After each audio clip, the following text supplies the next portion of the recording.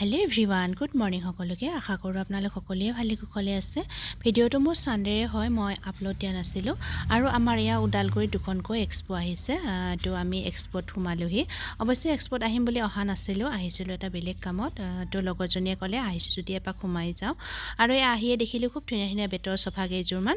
মই পাই বহিয়ে দিলোঁ দেই চফা কেইযোৰত আৰু এয়া কাপোৰৰ দোকানবোৰ চাওকচোন খুবেই ধুনীয়া ধুনীয়া মেখেলা চাদৰ আনিছে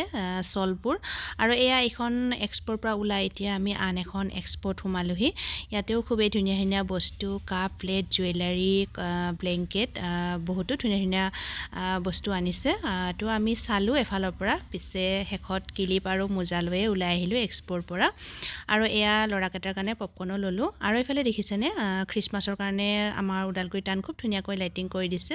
আৰু শেষত দুই এজনীয়ে আলু চপ আৰু গৰম গৰম পকৰি খাই ঘৰলৈ আহিলোঁ আৰু আজিৰ ভিডিঅ'টো ইমানতে সমাপ্ত কৰিলোঁ বাই বাই।